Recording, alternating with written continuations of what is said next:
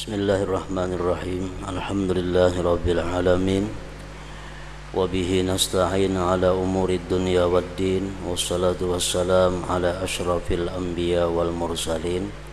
Sayyidina Maulana Muhammadin wa ala alihi wa ashabihi ajma'in. Qala al-musannif al-imam hujjatul Islam Abu Hamid Muhammad bin Muhammad al-Ghazali rahimahullah wa nafa'ana bi'ulumih. An-niyyatu ibaratun anis sifatil mutawassitah wa hiyal iradatu wa bi'asun nafsi bi hukmir ragbati wal maili ila ma huwa muwafiqun lil gharadi imma fil hal wa imma fil ma'al. Fal muharrikul awwalu huwal gharadul matlubu wa huwal ba'is wal gharadul ba'isu huwal maqsidul manwi wal imbi'asu huwal qasdu wan niyyah wa intihadul qudrati li khidmatil iradati bi tahrikil a'dha huwal amal. Illa anna intihadul qudrati lil amal qad yakunu bi bahisin wahid wa qad yakunu bi bahisaini ijtama'a fi fi'lin wahid wa idza kana bi bahisaini faqad yakunu kullu wahidin bihaitsu law infarada lakana maliyan bi inhadil qudrah wa qad yakunu kullu wahidin qasiran anhu illa bil ijtima' wa qad yakunu ahaduhuma kafiyan lawlal akhar lakinnal akhar intahada 'adidan lahu wa muawina fayakhruju min hadha taqsim arba'atu aqsam fal nadhkur li kulli wahidin mithalan wa isma ila akhir. Makna daripada kalam Al-Imamul Ghazali rahimahullah wa nafa'ana bi ulumih. Niat adalah ibarat dari sifat yang di tengah-tengah, yaitu kehendak dan bangkitnya diri dengan hukum keinginan dan kecenderungan kepada apa yang cocok dengan maksud. Ada kalanya di waktu sekarang dan ada kalanya di waktu mendatang. Maka penggerak pertama adalah maksud tujuan yang dicari dan ia adalah pendorong.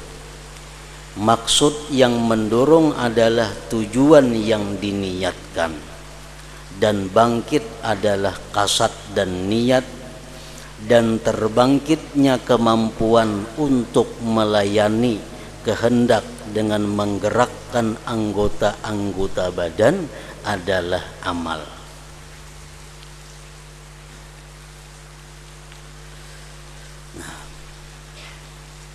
Jadi pahaman daripada apa yang dijelaskan oleh Imam Al-Ghazali tadi, beliau mengatakan bahwa niat itu andaknya di tengah-tengah. Niat sifat yang pertengahan antara dua sesuatu. Yang pertama adalah kehendak, maksud yang dicari. Dari kehendak atau maksud yang dicari itu lalu bangkit hati untuk memutuskan, mewujudkan apa yang dikehendaki tadi. Dari bangkitnya hati itu disebut niat atau kasad. Bangkitlah anggota tubuh untuk bergerak sebagai melayani dari apa yang diniatkan dan dikehendaki tadi.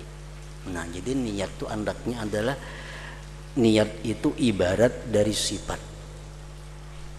yang di tengah-tengah. Contohnya kita mulai rumah hendak sembahyang. Nah, mulai rumah hendak sembahyang itu ngarannya adalah iradah. Beluman lagi niat. Nah, mulai rumah hendak sembahyang.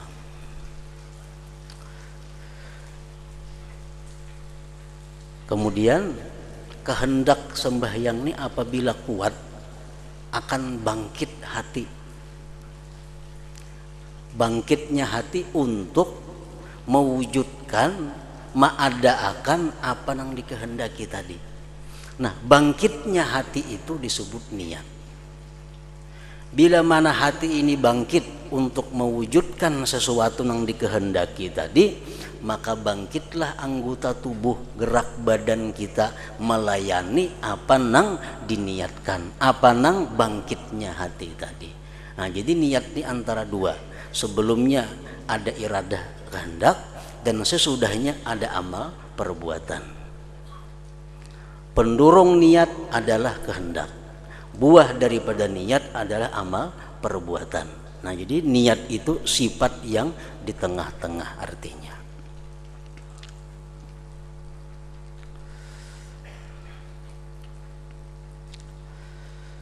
Maka penggerak pertama adalah maksud tujuan yang dicari, dan ia adalah pendorong.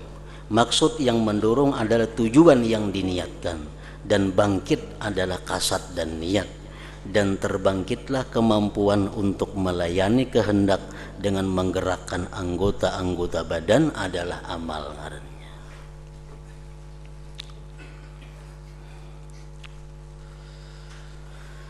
Hanya saja terbangkitnya kemampuan bagi amal itu kadang-kadang dengan satu pendorong.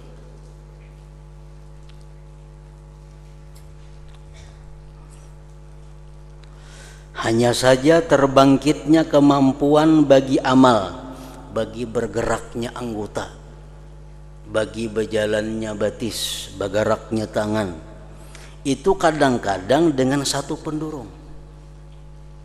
Cukup satu niat bergerak anggota tubuh. Nah, kadang-kadang ada cukup sebuting aja niat, anggota tubuh sudah bergerak. Dan kadang-kadang dengan dua pendorong yang berkumpul pada satu perbuatan. Kadang-kadang sebuting niat itu belum kawa menggerakkan anggota. Datang pulang sebuting niat tambahan, bergabung dua niat, hanya kau bergerak anggota tubuh kita.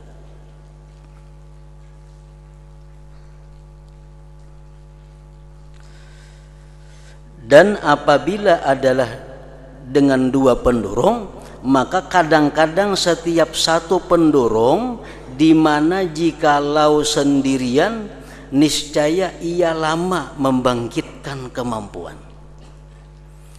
Amun ada yang sebuting pendorong cuma lambat. Amun niat sebuting aja lambat bergerak awak. Tapi kalau dua niat lekas bergerak. Nah, ada juga jam itu. Dan kadang-kadang setiap satu pendorong kurang daripadanya kecuali dengan berkumpul. Yang ketiga, kalau sebuting aja pendorong inya kada bergerak sama sekali, kada kawa. Dua hanya kau bergerak. Nah, jadi tiga sudah nih. Pertama, anggota tubuh kita ini bisa bergerak, bisa beribadat hanya dengan satu niat.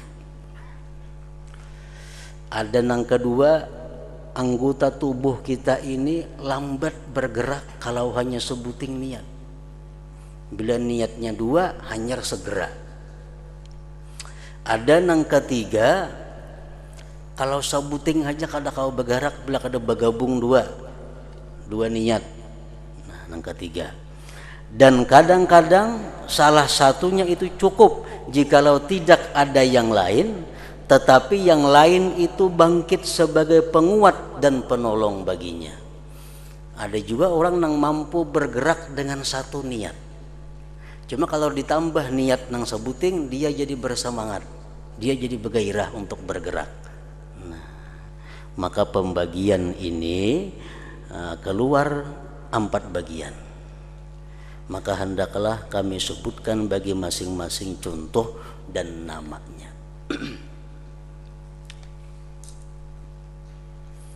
Ada orang beribadat, ada orang yang bertakwa kepada Allah karena semata-mata dia takut api neraka. Nah, jadi takut terhadap api neraka itu sudah bisa menggerakkan inya untuk beribadah.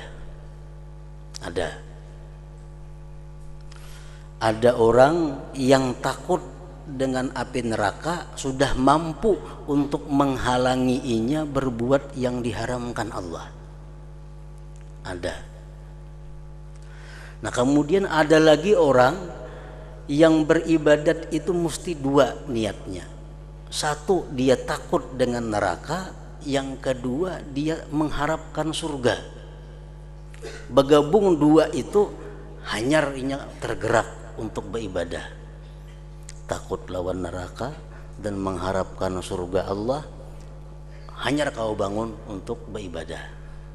Nah, jadi macam-macam yang menggerakkan manusia, yang bermacam-macam niat, bermacam-macam kasat yang bisa menggerakkan tubuh manusia untuk berbuat satu perbuatan. Yang pertama, bahwa pendorong yang satu itu sendirian dan terlepas dari yang lain. Cukup satu pendorong, cukup satu niat untuk menggerakkan orang tersebut berbuat sesuatu. Contohnya, sebagaimana manusia apabila diserang oleh binatang buas, maka manakala ia melihatnya, maka ia bangun dari tempatnya. Tidak ada yang menggelisahkannya selain lari dari binatang buas. Maka bahwasanya ia melihat binatang buas dan mengetahui bahwa binatang buas itu membahayakan, lalu terbangkitlah dirinya kepada lari dan berkeinginan pada lari tersebut. Maka kemampuan terbangkit dengan berbuat menurut kebangkitan tersebut, maka dikatakan niatnya adalah lari dari binatang buas, tidak ada niat baginya dalam bangun untuk lainnya. Duduk kita sorangan, duduk, muncul harimau, datang kejutan harimau, otomatis kita buka, dan buka kita ini sebuting tujuannya lari dari binatang buas. Adalah buka itu lain tujuannya, mikirkan selajur bulik ke rumah kadada, mikirkan hendak mengambil apa kadada, mikirkan selajur apa kadada, begitu melihat binatang buas cap lari. Nah, ini ngarannya kita bergerak, kita meluncat semata-mata didorong oleh satu ketakutan kepada binatang buas. Nah, ini niat ini dinamakan khalisah, murni ngarannya. Ini murni ini meluncat semata-mata karena takut binatang buas. Ada tujuan lain. Dan amal dengan tuntutan khalisah, ikhlas tersebut dinamakan ikhlas, dengan disandarkan dengan maksud yang mendorong. Maksudnya ia murni dari persekutuan dan pencampuran yang lain. Nah, itu ngaran ikhlas. Kita beribadah semata-mata untuk mencari keridaan Allah, sedikit pun kada ada yang lainnya. Kada ada pandang neraka, kada ada pandang surga, kada ada pandang manusia, kada ada pandang apa-apa. Kita bisa bergerak bangun ini untuk sembahyang 2 rakaat semata-mata untuk mencari keridaan Allah, yang lain tidak ada sama sekali. Macam kita lari dari binatang buas semata-mata karena takut binatang buas. Nah, itu ngarannya ikhlas. Itu ngaran murni karena Allah.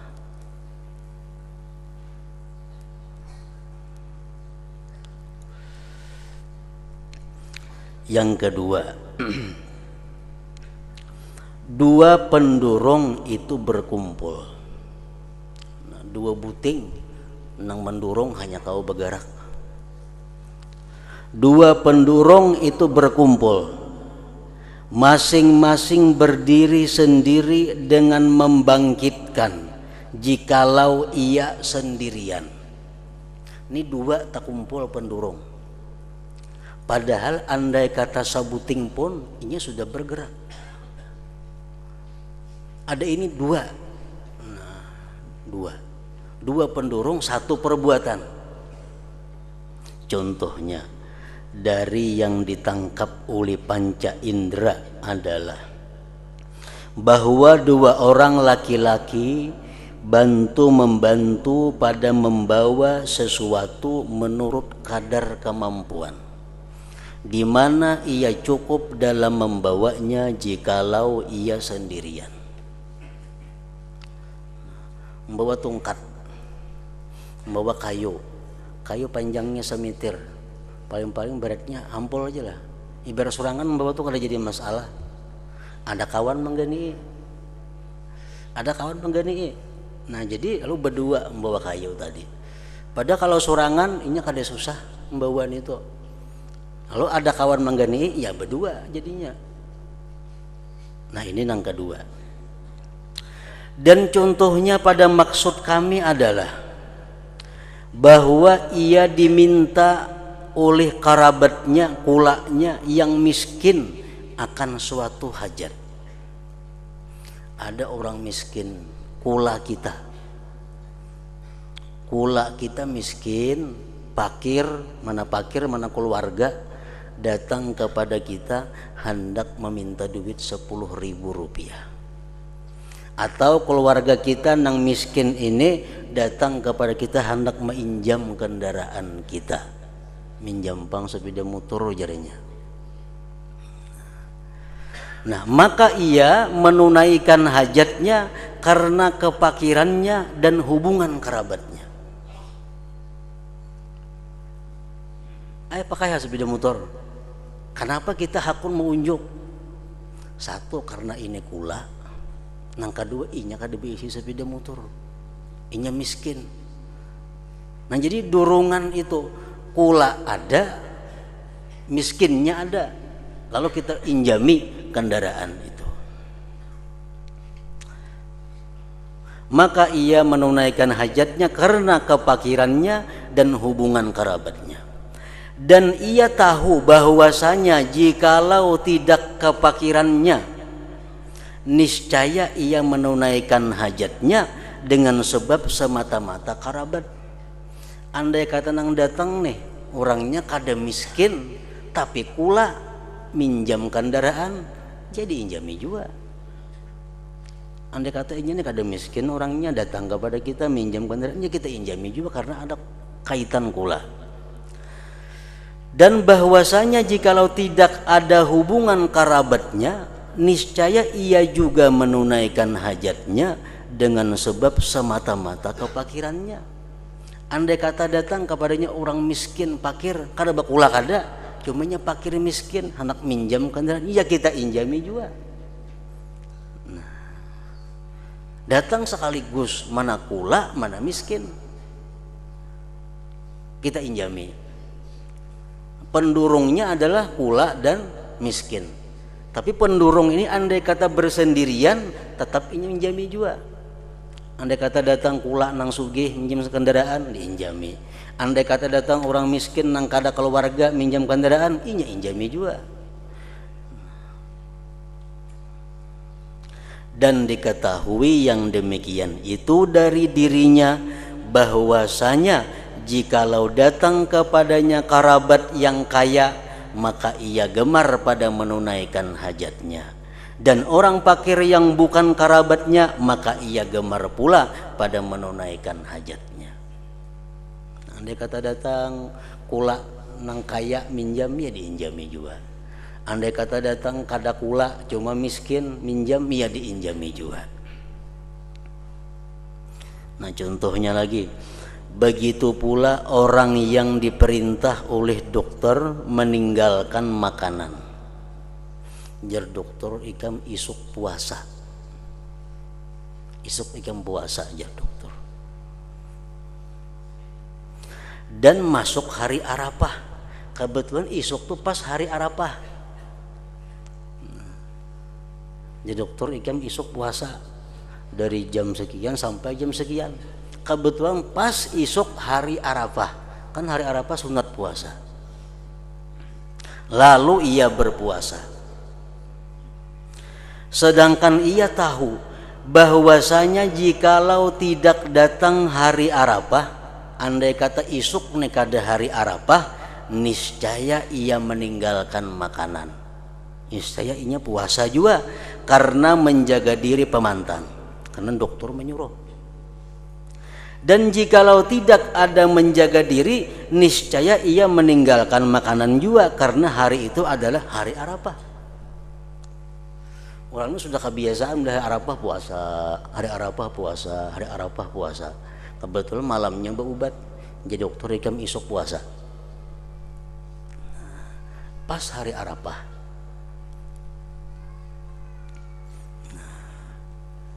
Lalu ini ada dua yang mendorong. Satu, suruhan agama puasa hari Arafah. Yang kedua, suruhan dokter. Tapi inya andai kata kada disuruh dokter, ia puasa juga karena hari Arafah. Dan andai kata kada hari Arafah, inya puasa juga karena disuruh dokter.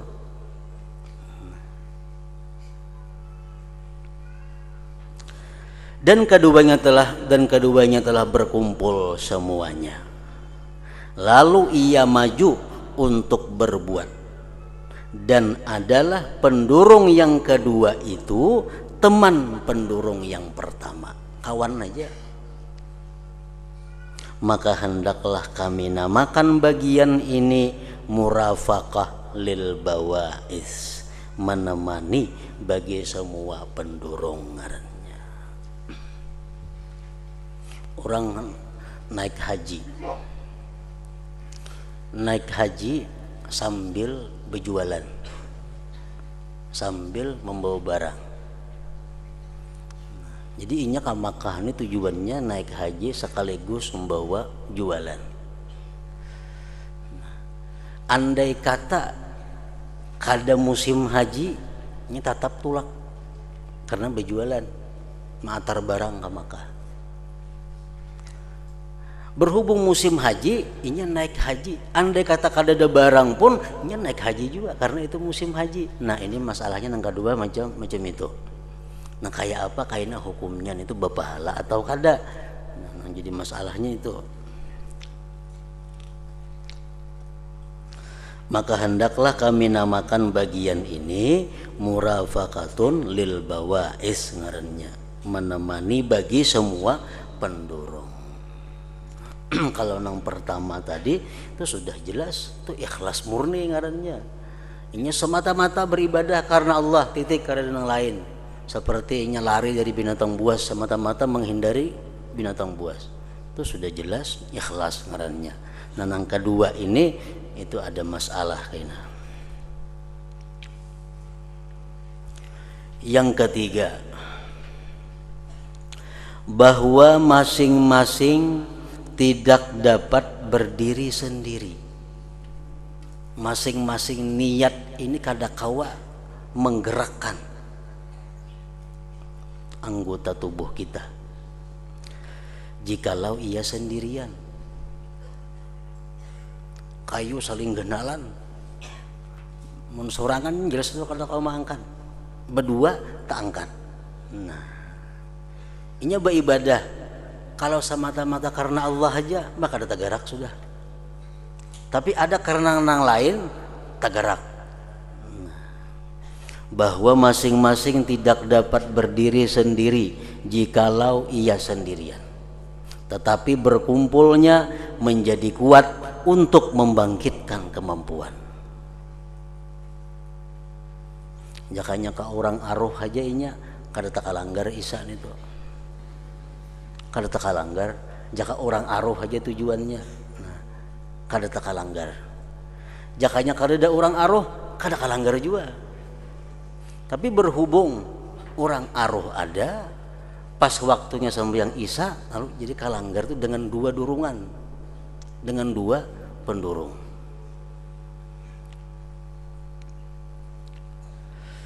Amunnya naik haji semata-mata aja kada naik haji. Amunnya semata-mata berjual barang aja inya kada ka Makkah.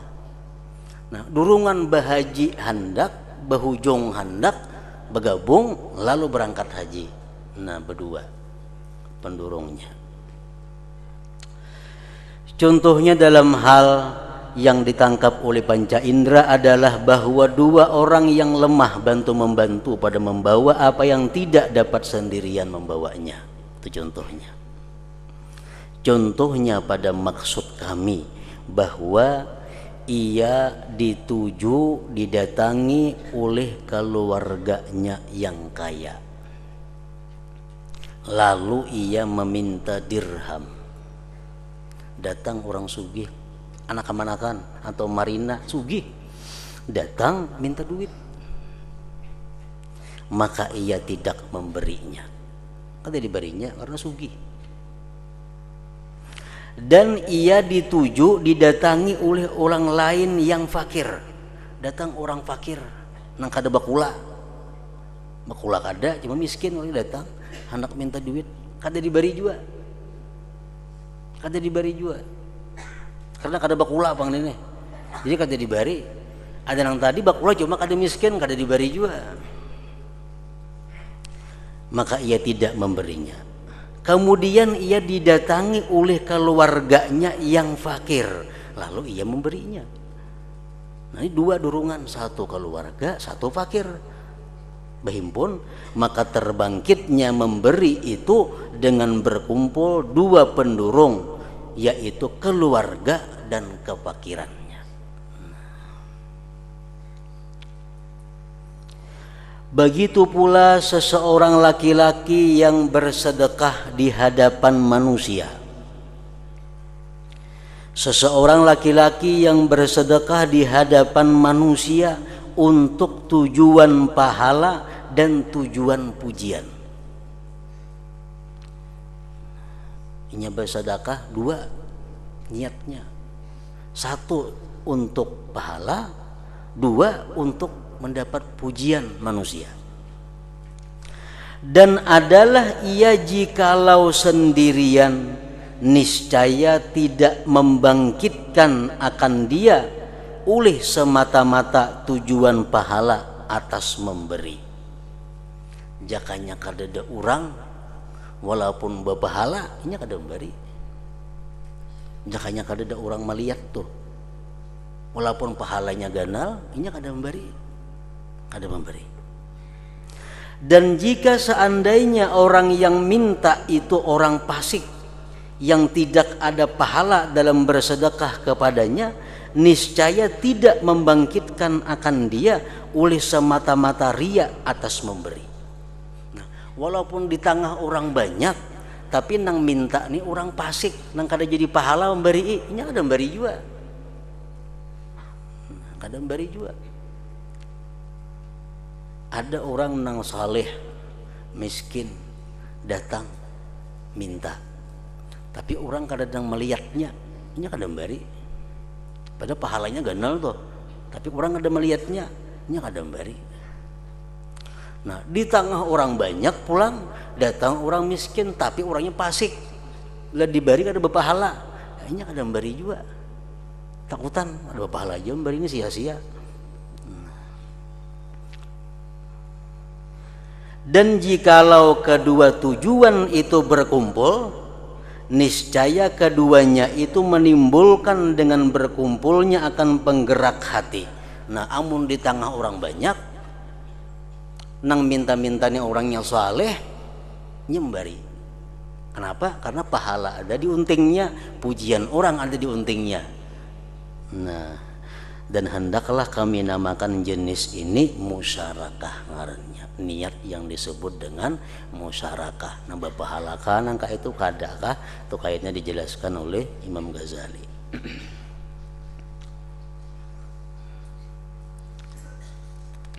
Yang keempat,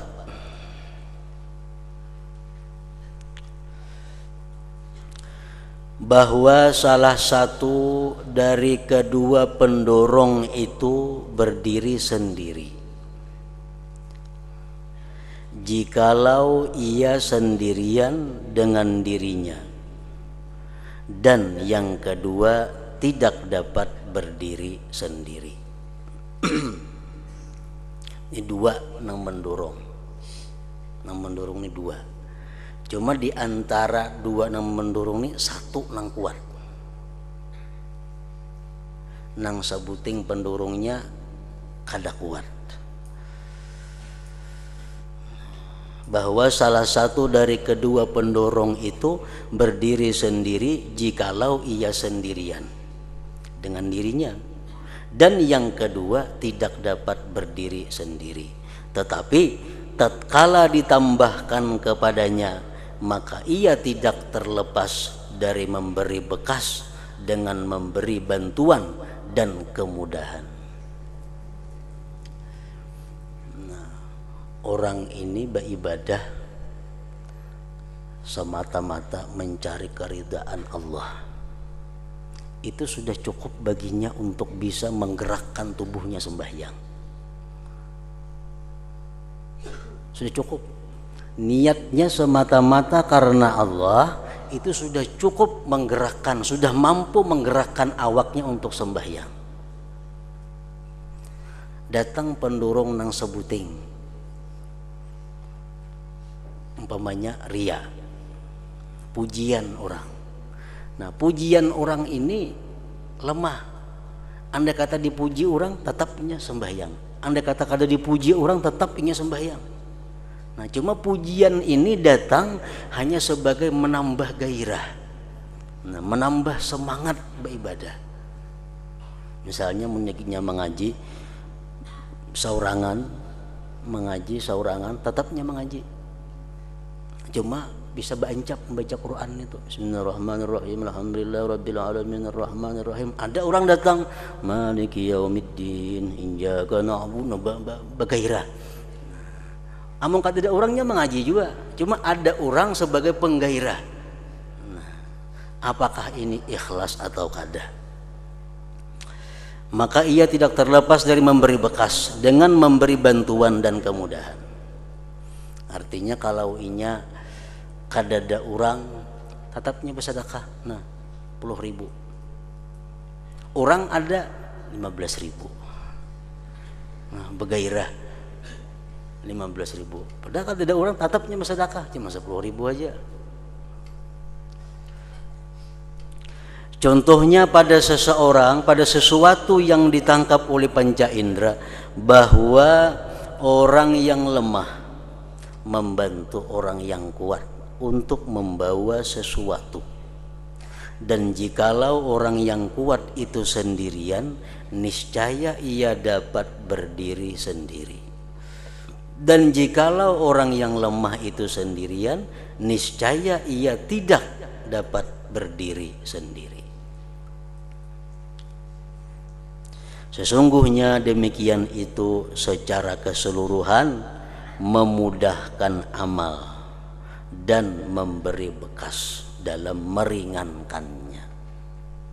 Artinya kada memberi bekas dalam menggerakkan, cuma memberi bekas dalam meringankan. Contohnya pada maksud kami adalah bahwa seseorang ada mempunyai wirid sembahyang dan kebiasaan dalam sedekah, lalu bertepatan pada waktu itu datang rombongan orang, maka perbuatan itu lebih ringan atasnya disebabkan mereka menyaksikan, dan ia tahu dari dirinya bahwa jikalau ia sendirian lagi sunyi dari orang lain, niscaya ia tidak lemah dari amalnya, dan ia tahu bahwasanya amalnya jikalau bukan taat, niscaya tidaklah semata-mata ria mendorong atas beramal itu. maka itu adalah campuran yang mendatang kepada niat, dan hendaklah kami namakan jenis ini muawanah ngarannya. Jadi 4 macam tadi. Nah, jadi kita beramal, beribadah selama ini kada lepas daripada 4 itu. Ada nang kita beribadah itu semata-mata murni didorong oleh karena Allah semata-mata. Walaupun kada ada apa-apanya, kada ada tujuan lain, semata-mata karena Allah, titik. Nah, itu ngarannya ikhlas. Nah, kemudian yang kedua, orang yang beramal menunggu 2 pendorong. Inya beramal karena Allah dan karena selain Allah. Kalau karena Allah aja kada tagarak. Kalau karena selain Allah aja kada tagarak juga. Bergabung 2, karena Allah dan kada karena Allah, jadi beramal. Nah, itu nang kedua. Ya kadang-kadang kita mau juga nang macam itu.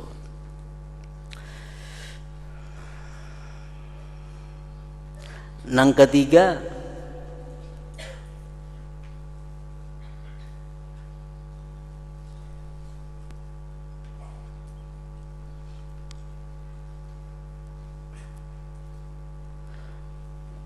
masing-masing tidak dapat berdiri sendiri jikalau ia sendirian, tetapi berkumpulnya menjadi kuat untuk membangkitkan kemampuan.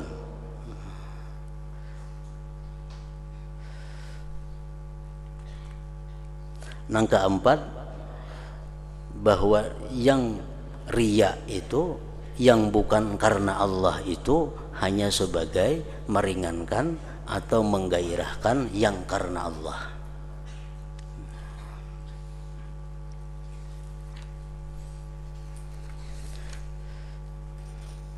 Pendorong yang kedua, ada kalanya ia menemani atau sekutu atau penolong.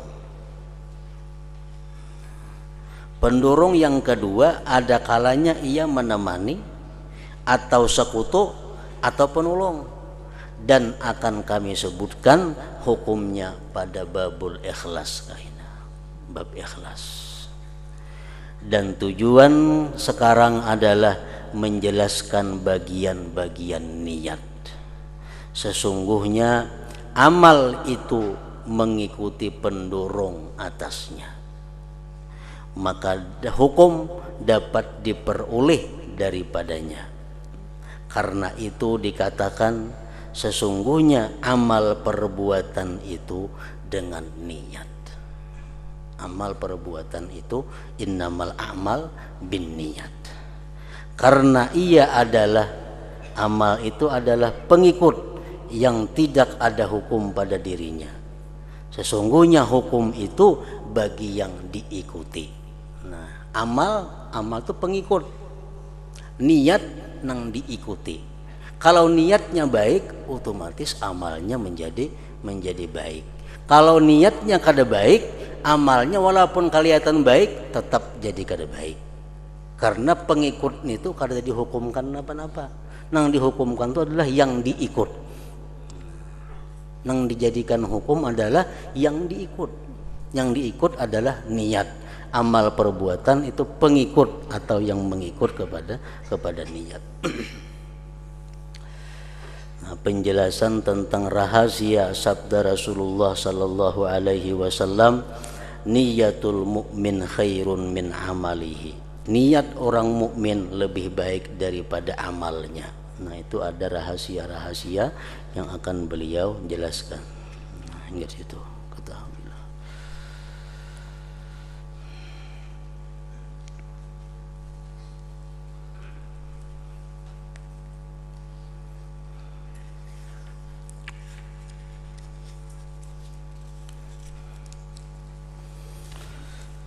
Afdalul dzikri fa'alam annahu la